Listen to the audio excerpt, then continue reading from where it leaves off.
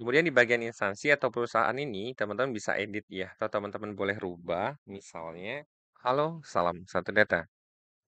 Hari ini Mimin kembali akan membahas terkait P3K tahun 2024. Nah, kali ini Mimin akan mencoba menjawab pertanyaan teman-teman bagaimana cara melakukan pengisian riwayat pekerjaan ya, atau tambah pekerjaan untuk seleksi P3K tahun 2024. Nah, seperti biasa, sebelum Mimin bahas, bagi teman-teman yang baru pertama kali menyaksikan channel Selam Satu Data, jangan lupa subscribe channel ini agar tidak ketinggalan informasi yang update dan terpercaya dari kami. Nah, sebelumnya Mimin akan memberikan informasi ya terkait riwayat kerja. Nah, di sini ketika teman-teman mengisi bagian riwayat itu kan muncul riwayat kerja ya. Nah, sebenarnya riwayat kerja ini nanti muncul ya di bagian verifikator itu pertama adalah untuk mencocokkan sebenarnya ya jabatan yang teman-teman lamar sesuai nggak dengan background pengalaman kerja teman-teman sebenarnya ya. Atau juga untuk melihat persyaratan apakah sebenarnya sudah berapa lama teman-teman itu memiliki riwayat kerja atau sudah honor berapa tahun gitu ya. Jadi itu adalah beberapa alasan teman-teman perlu memberikan riwayat pekerjaan. Jadi itu semacam poin pertimbangan tentunya ya ketika di tim verifikator untuk melihat latar belakang teman-teman sebelum mengambil atau mengisi suatu posisi jabatan yang dilamar. Nah, itu adalah pengertian untuk riwayat kerja yang perlu teman-teman input ya.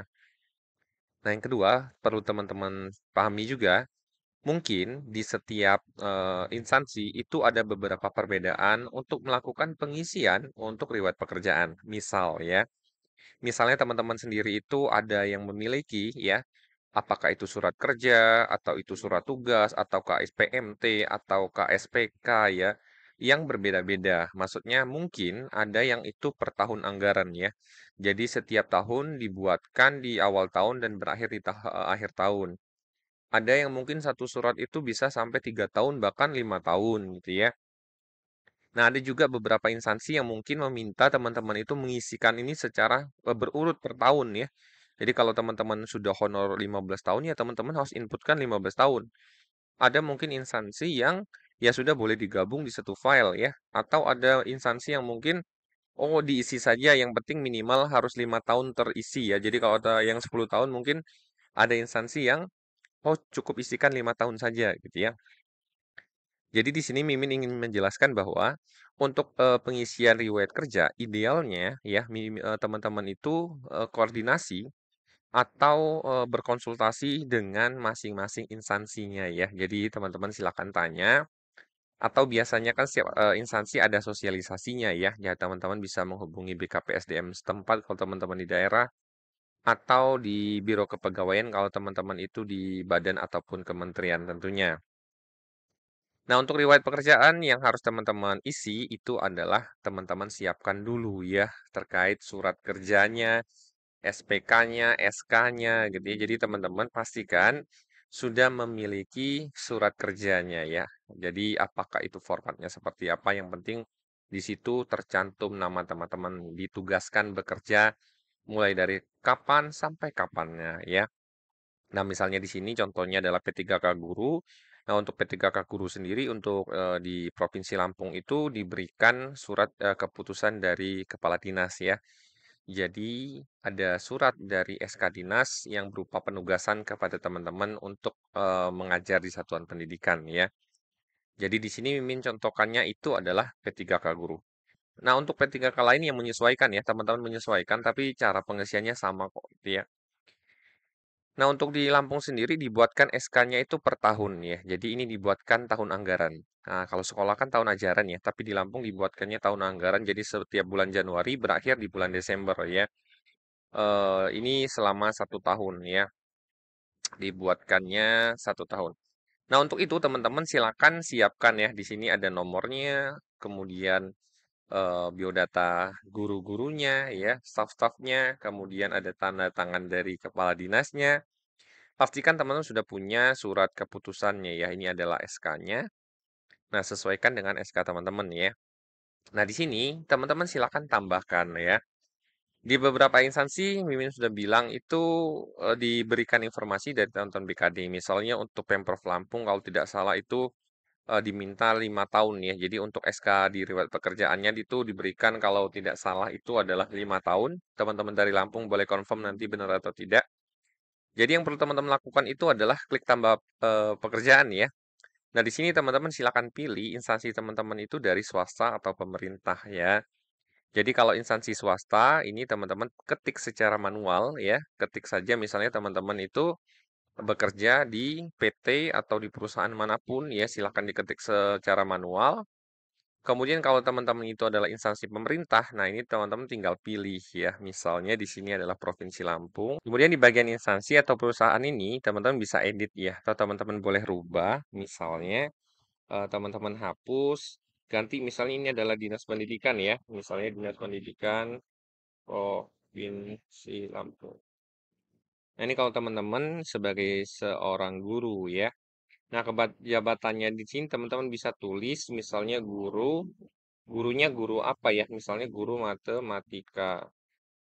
Nah, kemudian di tanggal mulainya teman-teman sesuaikan dengan di SK ya, mulai dari tahun berapa, bulan berapa misalnya ya. Kemudian tanggal selesainya. Nah, ini Mimin contohkan saja buat teman-teman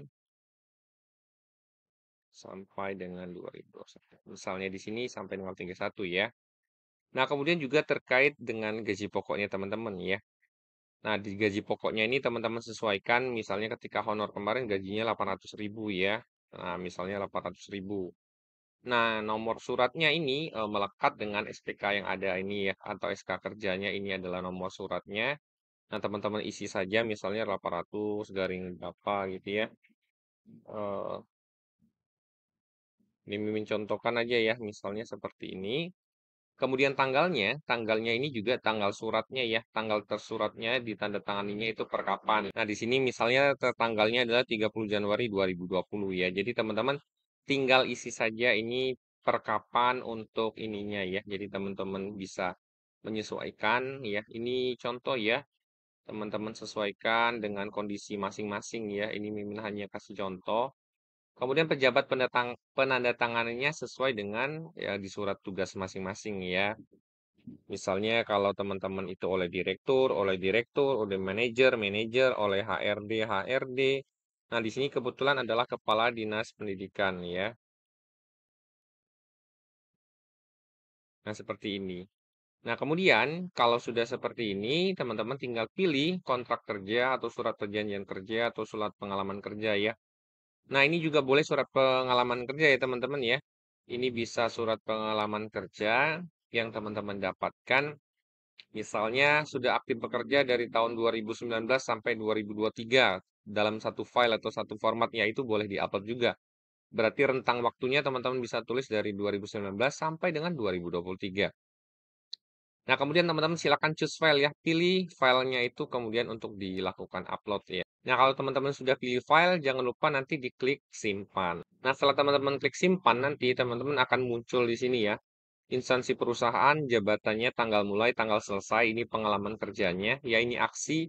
Teman-teman bisa rubah ini kalau ada kesalahan, atau teman-teman bisa hapus ini ketika ingin memperbaiki ya.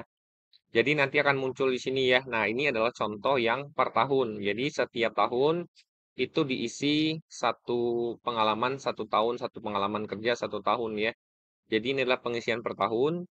Seperti yang tadi yang Mimin bilang, teman-teman juga bisa ngisi itu per misalnya 3 tahun. Kalau di pengalaman kerja teman-teman tuh dibuatkannya per 3 tahun ya. Yang tadi Mimin bilang telah bekerja mulai misalnya 2019 sampai 2023 misalnya. Nah, nanti teman-teman silakan klik lihat di sini ya. Nah, ini adalah isian dari uploadan file teman-teman tadi ya. Nah, pastikan ini juga memenuhi kriteria ya. Ini dan isiannya tidak salah sesuai dengan tahun berjalannya ya. Tahun berjalannya SK tentunya ya sesuai dengan tanggal mulai dengan tanggal selesai. Nah, ini teman-teman silakan isi ya, ditambahkan. eh Jangan lupa, ini mungkin tidak berlaku untuk semua tempat harus sama seperti ini ya. Nah, idealnya teman-teman itu berkonsultasi dengan masing-masing instansinya ya. Ada yang meminta semua tahun dimasukkan, ada yang mungkin berpikir terlalu banyak, oh minimal isi 5 tahun saja, atau ada yang oh deh boleh kolektif deh gitu ya. Nah, ini kembali lagi ke kebijakan masing-masing instansi.